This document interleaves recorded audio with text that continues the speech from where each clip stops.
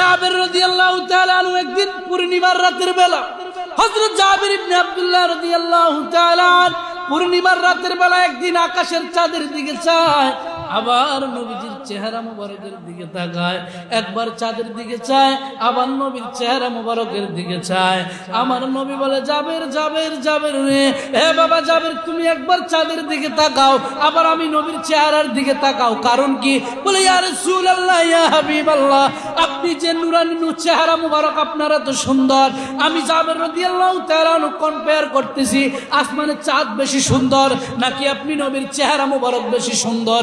ইয়া রাসূলুল্লাহ, আমি কম্পেয়ার করতেছি কোন জিনিসটা বেশি সুন্দর। আমার নবী ডেকে বলে, হে জাবের, তোমার অন্তর কি জবাব দিল? চাঁদ বেশি সুন্দর না আমি নবী সুন্দর? জাবের রাদিয়াল্লাহু তাআলা ডেকে বলে, ইয়া রাসূলুল্লাহ, ইয়া নবী আল্লাহ, আমার মন সাক্ষী দিচ্ছে, আল্লাহি বিল্লাহি তাল্লাহি, আল্লাহর কসম করে বলি ইয়া রাসূলুল্লাহ, আসমানের চাঁদের মধ্যে কালো কালো দাগ দেখা যায়, আসমানের চাঁদের মধ্যে দাগ থাকতে পারে, আল্লাহর কসম করে বলি নবী গো, আপনি নবীর চেহারা মুবারকে কোনো দাগ নাই, আপনি নবীর চেহারা মুবারকে কোনো দাগ নাই। ইয়া রাসূলুল্লাহ, আমার মন সাক্ষী দিচ্ছে, আপনি চাঁদের চাইতে আরো অনেক বেশি সুন্দর, চাঁদের চাইতে আরো বেশি সুন্দর। আবু আইয়ুব আনসারী রাসূলের হাতে চিঠি মোবারক দিলেন। চিঠি দেখে, চিঠিটা লেখছিল কে? ইয়েমেনের বাদশা তুব্বা হুমায়রি। রাসূল দুনিয়ায় আসার শত শত বছর আগে তার বংশ পরম্পরায় কর্ণ আস্তে আস্তে আস্তে আস্তে তার কাছে আসলো। নবী জানে আবু আইয়ুব আনসারীর কাছে চিঠি আছে। নবী চিঠি দেখেই বলে, বাদশা তুব্বা হুমায়রি, তুমি আমার উপরে ঈমান এনেছো, আমি নবী কবুল করলাম, তুমি মুসলমান ঈমানদার।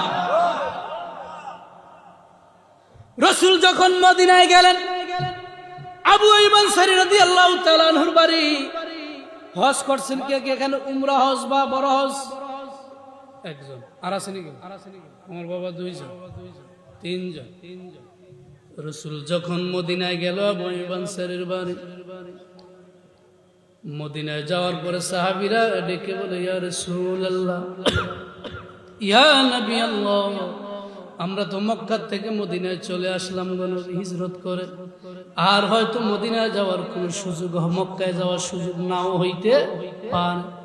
ইয়া রাসূলুল্লাহ, আমরা তো খানে কাবা তাওয়াফ করতে আর পারবো না, সাফা মারওয়া সাই করতে পারবো না, আর হজ উমরা করার সুযোগ আমাদের জন্য নাও হইতে পারে। যদি মদিনায় একটা উমরার ব্যবস্থা হইতো, আল্লাহু আকবার, যদি মদিনায় একটা হজের ব্যবস্থা হইতো গো নবী, কারণ আর দ্বিতীয়বার মক্কায় নাও যাওয়া হইতে পারে, নাও যাইতে পারি গো নবী। যদি মদিনায় একটা উমরার ব্যবস্থা হইতো, হজের ব্যবস্থা হইতো, কতই না ভালো হইতো। আমার নবীকে তোমরা কি চাও? সুবহানাল্লাহ, তোমরা কি চাও মদিনায় হজের ব্যবস্থা হইতো? বলে, হ্যাঁ ইয়া রাসূলুল্লাহ, সবাই চাই। বলে, যাও মদিনায় হজের ব্যবস্থা করতেছে। আমার নবী কয়ে, সাহাবীরা যে জায়গাটা দাঁড়াইছে, এই জায়গাটা কার জায়গা? মারহাবা, এই জায়গাটা কার জায়গা? বলে, আবু আইয়ুব আনসারীর। সুবহানাল্লাহ, আবু আইয়ুব আনসারীর জায়গা। হে সাহাবীরা, এই আবু আইয়ুব আনসারীর বাড়িতে আমি একটা মসজিদ বানাবো, মসজিদে কুবা। সুবহানাল্লাহ, মসজিদে কুবা এই জায়গায় বানাবো। হে সাহাবীরা, শুনে নাও, তোমরা যে কোনো সাহাবী, যে কোনো লোক এই মসজিদে কুবায় যদি 2 রাকাত নামাজ পড়তে পারো, ওই মক্কায় গিয়ে সাফা মারওয়া সাই কইরা খানে কাবা তাওয়াফ কইরা যে সওয়াব পাইতে, হজের সওয়াব, আমার আল্লাহ এই মসজিদে কুবায় 2 রাকাত নামাজ পড়লে সেই সওয়াব তোমাদের দিয়ে দিব। খুশি না আপনারা?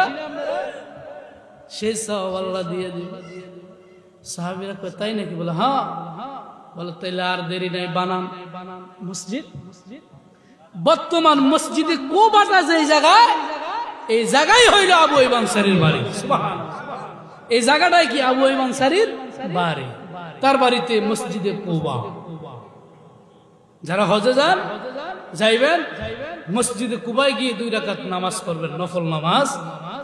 একটা উমরা হজ করলে যে সওয়াব হইতো, আল্লাহ 2 রাকাত নামাজের কারণে সেই সওয়াবটা আপনার আমলে দিয়ে দেবেন।